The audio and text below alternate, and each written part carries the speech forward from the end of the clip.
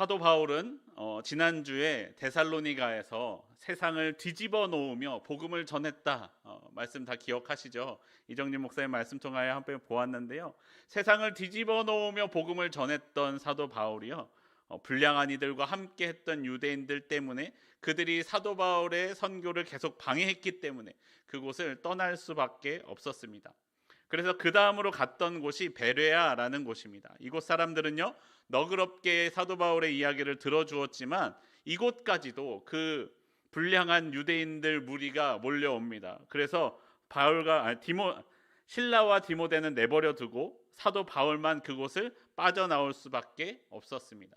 그 다음 갔던 기착지는 아테네인데요.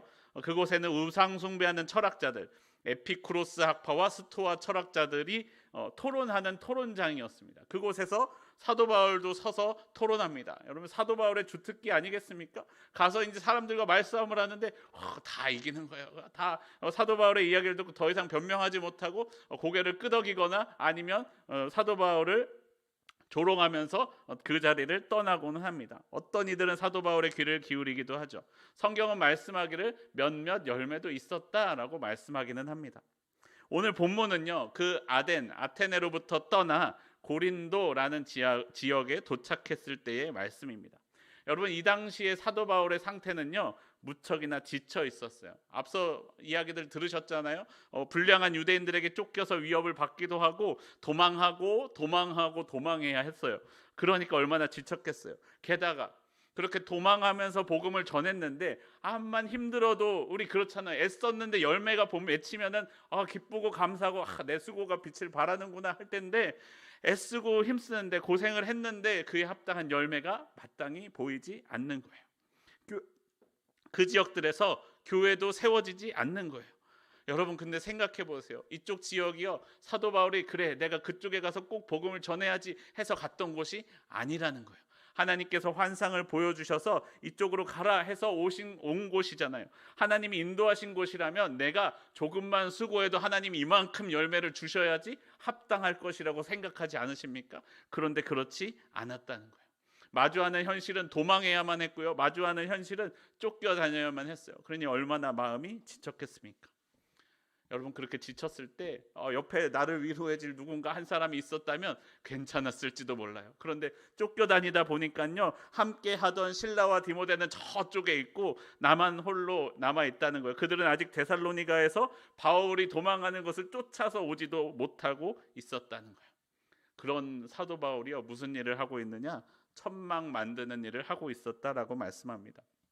사도 바울이 전도 여행을 하기 위하여 가지고 온 돈이 잃어버렸는지 다 사용했든지 다 떨어졌는지는 모르겠지만, 일을 하지 않으면 이 여행을 계속할 수 없는 상황이 되어버렸습니다. 복음을 전하는 것에만 집중할 수 없게 되었습니다. 복음만 전했으면 얼마나 좋았겠습니까? 그런데 그러지 못했겠다는 거예요. 모든 상황들이 전방위적으로 사도 바울을 압박해 옵니다. 제가 사도 바울이었다면 그랬을 것 같아요. 그래, 이제 됐다, 이제 돌아가자, 전도 여행 그래 이제 그만하면 됐다, 포기하자, 이제 안디옥 교회로 돌아갈 만큼의 여비만 벌어서 이제 얼른 돌아가서 다시 힘을 모아야겠다라고 생각했을 것만 같습니다. 그래서 사도 바울은 후에 이때를 기억하면서 고린도전서에서 이렇게 말씀합니다. 고린도전서 2장 3절 제가 새 번역 성경으로 읽어드리겠습니다. 내가 여러분과 함께 있을 때에 나는 약하였으며 두려워하였으며 무척 떨었습니다 라고 말씀합니다. 여러분도 그럴 때 있지 않으십니까? 기도하며 무언가 열심히 준비했는데 이루어지지 않을 때 말이에요. 이 땅에 나만 홀로 하나님의 말씀대로 살고 있는 것 같을 때, 내가 내 삶을 보면요, 한없이 나약해지고 자존감은 바닥을 치고 하나님보다 세상이 더 두려워지는 것 같은 그때, 여러분도 있지 않으십니까? 그런데 여러분, 그때 하나님께서 역사하시기 시작합니다. 바울이 한없이 나약해지고 두려워졌을 그때에 하나님께서 어떻게 사도 바울 가운데 역사하고 계십니까? 사도행전 18장 2절과 3절 말씀 함께 보겠습니다. 2절과 3절입니다. 우리 함께 한 목소리로 읽어보겠습니다. 시작. 아굴라라 하는 본도에서 난 유대인 한 사람을 만나니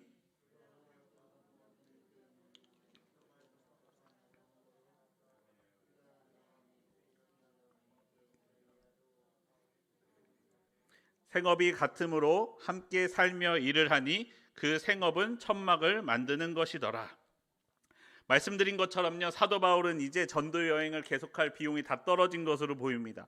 일을 하지 않으면 안 될 상황이었습니다. 당시의 랍비들은요, 말씀을 가르치는 것으로 돈을 받지 않는 경우들이 많았기 때문에 다른 부수적인 일을 갖는 것이 자주 있는 일반적인 상황이었어요. 사도 바울은 그 중에서도 천막 만드는 일을 할 수 있는 기술이 있었다는 것이요. 그런데 그때 마치며 똑같이 천막 만드는 일을 하는 아굴라와 브리스길라 부부를 만나게 하십니다. 이 두 부부와 사도 바울은 이제 함께 살면서 같이 일을 하기 시작합니다. 그런데 이 아굴라와 브리스길라 부부도요, 본래 고린도 사람이 아니었습니다. 이 성경이 말씀하기를 아굴라는 어디 출신이에요? 본도 출신 사람인데 이달리아로부터 왔다라는 거예요. 원래 본도는 그 소아시아 지역에 있는 그 땅인데 원래 이달리아는 로마를 그 당시 이달리아라고 불렀어요. 로마만 이달리아였어요. 근데 그 로마에서 쫓겨서 이곳에 왔다는 거예요.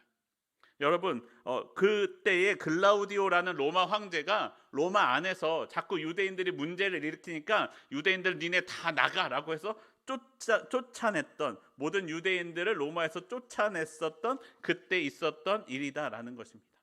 아굴라 가족은요, 로마 제국의 수도였던 로마에서 쫓겨나 고향으로 돌아가던 길이었습니다. 이곳 고린도에서 고향으로 돌아가던 길에 사도 바울을 만난 것입니다. 여러분 생각해 보세요. 수도 로마에서 살다가 쫓겨나서 고향으로 돌아가는 길, 성공해서 돈이 많아져서 아니면 돌아가는 금의 환영하는 길이 아니라요, 쫓겨나는 길이에요. 아굴라 부부도 얼마나 그 마음에 절망을 안고 돌아가는 길이었겠습니까? 본도로 돌아가는 배를 타기 위해 머물며 바울과 함께 천막 만드는 일을 하게 되었다라는 것입니다. 여러분, 그때 이 아굴라와 브리스길라 부부와 사도 바울을 하나님께서 만나게 하셨습니다. 둘 다요, 무척이나 절망에 있는 상황이었어요. 근데 그러한 둘이 아니죠, 셋이죠. 그러한 셋이 함께 만나 절망에 있는 상황에서 서로를 붙들어주며 함께 일을 할 수 있게 해 주십니다. 여러분, 함께 할 수 있는 일이 있었어요. 사도 바울이 마침 천막 만드는 일을 하였고 아굴라와 브리스길라 부부도 천막 만드는 일을 하였는데, 아굴라 부부가 로마에서 쫓겨나온 것처럼 수많은 사람들이 로마에서 쫓겨나왔기 때문에 그들이 다 고향으로 돌아가기 위해서 고린도에서 배를 타려고 모였으니까 이곳에 갑자기 사람들이 막 북적북적 되기 시작하는 거예요. 여유가 있었다면 집을 지었겠지만 갑자기 늘어난 사람들로 그들이 거주할 무엇이 필요했겠어요? 천막이 필요하게 된 거예요. 그러니까 천막을 지을 일을 할 수 있게 되었습니다. 때마침 그때 그들이 할 수 있는 일들이 생겼다라는 것입니다. 그리고요, 본문을 보시면요, 하나님은 이 만남을 통하여 사도 바울에게 특별한 상황을 허락하십니다. 18장 4절 말씀 우리 함께 보겠습니다. 사도행전 18장 4절입니다. 우리 함께 한 목소리를 읽어보겠습니다. 시작. 안식일마다 바울이 회당에서 강론하고 유대인과 헬라인을 권면하니라. 사도 바울은요, 평소에는 천막 만드는 일을 했지만 안식일에는 회당에서 말씀 전하는 일을 멈추지 않았다라고 우리에게 가르쳐 줍니다. 여러분, 유대 사람들과 그리스 사람들에게 복음을 전하는 일을 계속했다. 그 힘든 상황 가운데서도 계속했다는 거예요. 이게 왜 특별한 상황이에요? 사도 바울이라면 이 정도는 해야 되잖아요 라고 말할 수도 있겠지만요, 여러분, 바로 사도 바울이요, 안식일에 일을 하지 않고 복음을 전할 수 있는 상황이 허락되었다라는 것입니다. 그것은 같은 유대인인 아굴라 부부와 함께 일을 했기 때문입니다. 여러분, 만약에요, 상황이 되지 않아 다른 이방인들과 일을 했다면 어떨까요? 쉬는 날을 아예 주지 않을 수도 있고요, 혹은 다른 날 시기로 정했을 수도 있다는 거예요. 예를 들어서 여러분, 지금도요, 이슬람 사람들은 어느 날 쉬는지 아십니까? 금요일 날을 자신들의 예배드리는 날로 지켜요. 금요일 날 쉬어요. 그리고 유대인들은 언제 쉬어요? 토요일을 안식일로 지키죠. 우리는 언제 쉬어요? 일요일을 주일, 주님의 날로 우리가 고백하면서 쉬잖아요. 근데 내가 만약에 내가 회사에 들어갔는데 우리 사장님이 이슬람 사람이야. 나 언제 쉬어야 돼요? 사장님이 너는 금요일 날 쉬는 거야. 우리 가게는 금요일 날 쉬는 거야. 일요일 날은 일해야 돼 라고 말하면 내가 온전히 예배를 지킬 수 있어요, 없어요? 어렵다는 거예요. 내가 회사를 그만두고 나오든지 아니면은 사장님과 싸우든지 아니면 그날 빠져든지 해야 되는데, 마침 함께 일을 하던 아굴라와 브리스길라 부부도 때마침 유대인들이어서 안식일에는 쉴 수 있었다는 거예요. 그래서 그때는 말씀 전하는 일을 계속할 수 있었다라는 거예요. 하나님은요, 사도 바울로 하여금 같은 유대인 아굴라 부부를 만나게 하셔서 회당에서 복음 전하는 일에 전혀 방해함이 없도록 인도하시고 역사하셨다라는 것입니다. 여러분, 사도 바울에게요 또 다른 만남도 있습니다. 시간이 지나니까요 실라와 디모데도 와서 함께 동역하게 하십니다. 사도행전 18장 5절 말씀 함께 보겠습니다. 18장 5절입니다. 한 목소리로 읽습니다. 시작. 실라와 디모데가 마게도냐로부터 내려오매 바울이 하나님의 말씀에 붙잡혀 유대인들에게는 예수는 그리스도라 밝히 증언하니. 여러분, 아까 말씀드렸던 기다리던 실라와 디모데가 마게도냐로부터 내려왔습니다. 여러분, 지금의 여행보다 당시의 여행은요 길도 더 험했고 사고도 많고 강도도 많이 만났었던 때였어요. 그런데 무사히 그 둘이 도착했습니다. 그냥 온 거 아니고요 헌금도 아마 가져왔을 것으로 보입니다. 이제 바울은요 함께 복음을 전할 동역자도 얻게 되었고 재정적인 것도 풍성하게 되었습니다. 5절 말씀을 보시면요, 바울이 다시 하나님의 말씀에 붙잡혀 유대인들에게 예수가 그리스도이심을 밝히 증언할 수 있는 힘을 얻게 된 것은 실라와 디모데가 내려왔기 때문이다라고 말씀해요. 이 두 가지가요 별개의 사건이 아니고 내려왔다, 전했다, 별개의 사건이 아니라 내려왔을 때 내려왔기 때문에 그렇게 할 수 있었다라고 말씀합니다. 이 두 가지 사건이 연결되어 있다는 거예요. 실라와 디모데가 내려오자 바울이 힘을 얻어 예수님의 복음을 전하기 시작했다라는 것입니다. 여러분, 내 삶이 어떠할지라도, 내 삶의 상황이 어떠할지라도요 하나님은 우리와 함께 하십니다. 이럴 땐 한번 아멘 하셔도 돼요. 하나님이 우리와 함께 하십니다.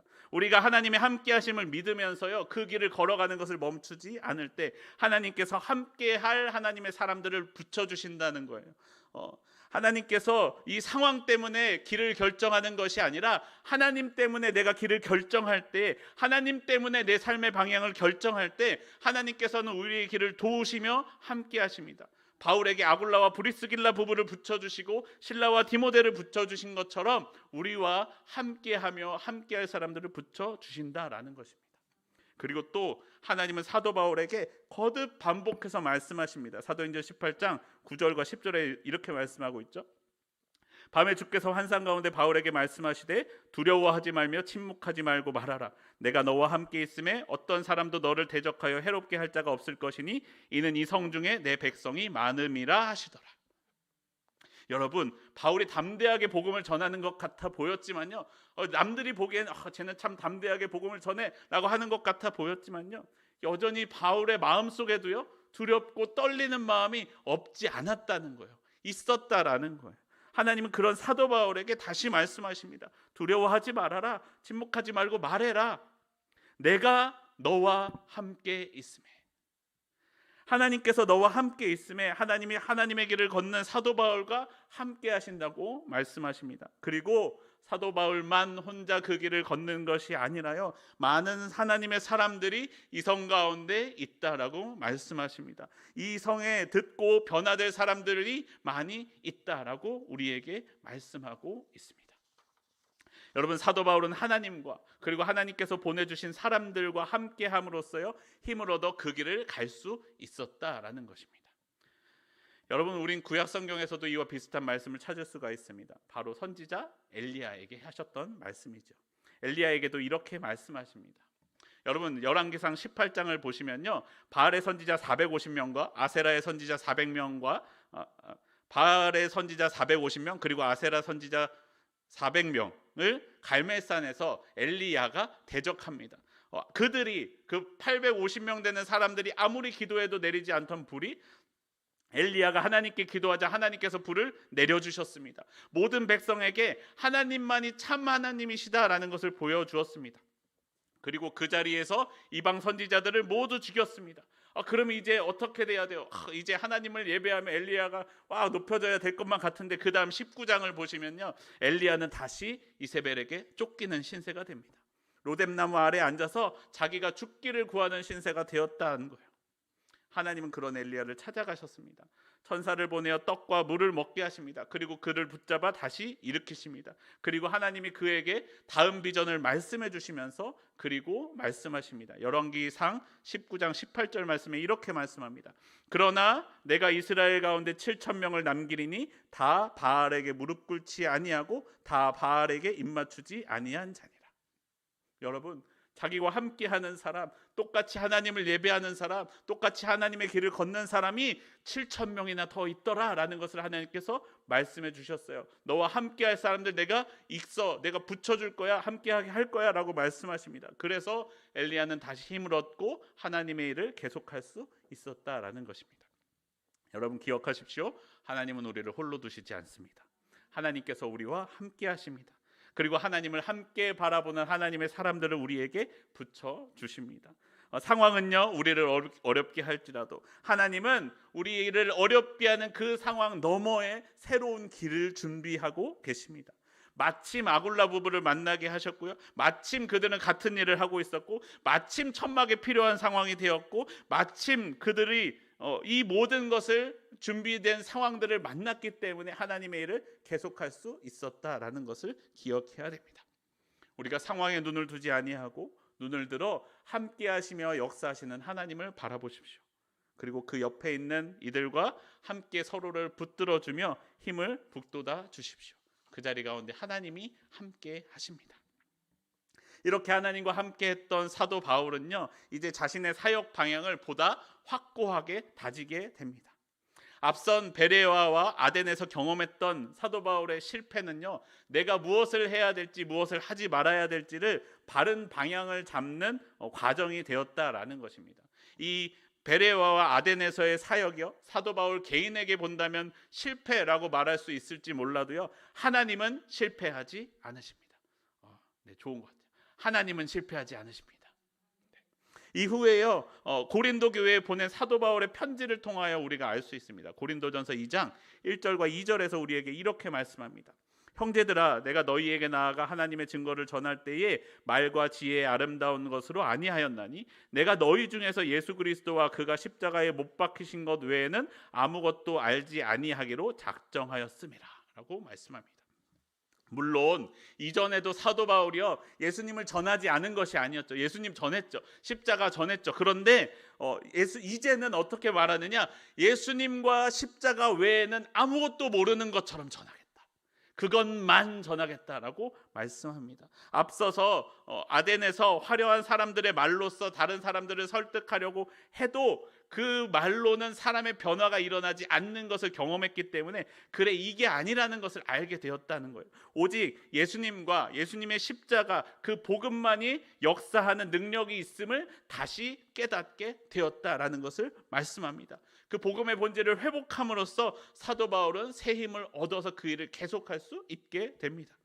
그래서 실라와 바나바가 함께 하게 되자 그 복음을 전하는 일에만 집중하게 됩니다.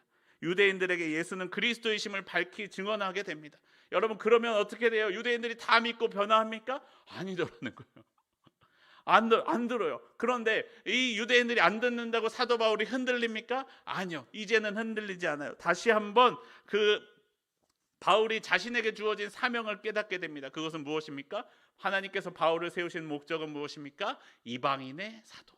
너희가 듣지 않으면 나는 이방인에게로 갈 것이다. 유대인들이 복음을 받아들이지 않을지라도 하나님께서 바울을 통해 이방 사람들에게 복음을 전하게 하실 것을 믿으며 그 길을 굳건히 걸어갔다라는 것입니다.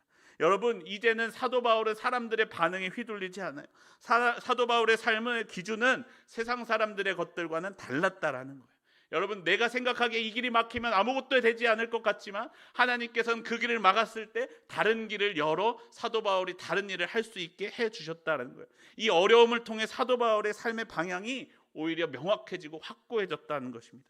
이후에 사도 바울의 행보들을 보면 그렇죠. 본문에 18장 7절과 8절에 보면 이렇게 말씀합니다. 거기서 옮겨 하나님을 경외하는 디도 유스도라 하는 사람의 집에 들어가니 그 집은 회당 옆이라. 또 회당장 그리스보가 온 집안과 더불어 주를 믿으며 수많은 고린도 사람도 듣고 믿어 세례를 받더라. 오늘 이 고린도 지역에서 사도 바울이 복음을 전할 때 변화된 특별한 두 사람의 이름을 언급하고 있는데요. 디도 유스도라 하는 사람과 회당장 그리스보 그리고 그의 집안 사람들에 대하여 말씀합니다. 여러분, 그들로 하여금 세례까지 받게 하셨다라는 거예요. 사도 바울은 이때 고린도에서 디도 유스도의 집에 머물면서 말씀을 계속해서 전하게 됩니다. 여러분, 오늘 이 본문 7절과 8절을 볼 때요, 저의 눈을 끄는 게 하나 있었어요. 여러분, 디도의 유스도의 집과 회당장 그리스보의 집 중에 누구의 집에 가서 묵고 싶으세요? 여러분, 예를 들어서 인천시장의 집과 김아무개 씨 집 중에 어느 집에서 묵고 싶으세요? 디도 유스도가 어떤 사람인지, 얼마나 부자인지, 얼마나 잘 사는지는 안 나왔지만 회당장 정도 되면은 그래도 좀 집도 좋고 사람들도 많고 할 것 같지 않으세요? 좋은 집일 것 같지 않으세요? 그런데 사도 바울은 자신이 머물 거처를 결정하는 데 있어서 그런 것들이 하나도 중요하지 않았다라는 거예요. 그런 것을 생각하지 않았다라는 거예요. 디도 유스도의 집과 회당장 그리스보의 집 중에 어느 집이 침대가 더 편한지, 어느 집 음식이 더 맛있는지, 어떤 사람이 나를 더 좋아해 주는지 생각하지 아니하고 그 결정하는 기준은 뭐예요? 회당이 가까운 곳. 그거 하나만 보고 그 집을 결정해서 그 집에서 머물고 살았다는 거예요. 그 사도 바울의 삶의 기준은 오직 복음 전하는 것, 그것 하나가 되었다라는 것입니다. 여러분, 창세기 12장을 보시면요, 아브라함을 떠나 가나안 땅에 들어가는 롯의 모습이 나옵니다. 롯에 관한 말씀인데요, 창세기 12장 4절에서 이렇게 말씀합니다. 이에 아브라함이 여호와의 말씀을 따라갔고 롯도 그와 함께 갔으며 아브라함이 하란을 떠날 때에 75세였더라. 아브라함은 여호와의 말씀을 따라갔습니다. 그리고 롯도 그를 따라갔습니다. 그와 함께 갔습니다. 말씀을 따라가는 아브라함을 따라 가나안 땅에 들어가고 있는 롯의 모습을 볼 수가 있습니다. 그런데요, 시간이 흘러서 이 아브라함의 목자들과 롯의 목자가 다툼이 생겨서 서로 떠날 곳을 정할 때의 모습을 보면요, 롯의 삶의 기준이 달라진 것을 볼 수가 있어요. 창세기 13장 10절을 보면 이렇게 말씀합니다. 이에 롯이 눈을 들어 요단 지역을 바라본즉 소알까지 온 땅에 물이 넉넉하니 여호와께서 소돔과 고모라를 멸하시기 전이었으므로 여호와의 동산 같고 애굽 땅과 같았더라. 뭐 같았다고요? 애굽 땅과 같았더라. 이 롯의 기준이 뭐예요? 하나님의 말씀이 아니고 애굽 땅이 되어버렸다는 거예요. 애굽 땅을 기준으로 이 땅이 좋은 땅인지 나쁜 땅인지를 판단하기 시작했다는 거예요. 이 땅이 말씀이 있기 때문에 좋은 땅이고 말씀이 없으면 안 좋은 땅이 아니라 이 땅은 애굽 땅과 같기 때문에 좋은 땅이고 애굽 땅과 같지 않기 때문에 좋지 않은 땅이 되어버렸다는 거예요. 롯이 자신의 눈을 들어 자신이 바라보고 자신이 판단하고 자신이 결정하는데 그 기준이 하나님의 말씀에서 떠나 애굽 땅이 되어 버렸다라는 것입니다. 그리고 여러분, 그 애굽 땅과 같은 것을 선택한 롯의 모습을 우리는 잘 알고 있죠. 여러분은 무엇을 기준으로 삶을 살아가십니까? 삶에 문제가 찾아오고 어려움이 있을 때요, 그럴 때일수록 우리는요, 내 삶의 기준을 더욱더 확고히 해야 됩니다.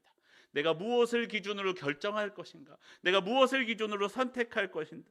여러분, 세상은요, 우리의 삶을 압박하면서 몰아칩니다. 세상을 기준으로 선택해라, 세상을 기준으로 결정해라라고 우리에게 압박하지만요, 여러분, 우리를 그럴 때일수록 우리의 기준을 잘 세워야 됩니다. 기준을 회복해야 됩니다. 세상 사람들처럼 물질이나 명예만을 쫓아서는 안 된다라는 거예요. 내 삶에서 하나님이 나타나시게 해야 된다는 거예요. 나를 통해 하나님이 빛나시게 해야 된다는 거예요. 사명을 따르는 삶이 되어야 된다라고 우리에게 말씀합니다.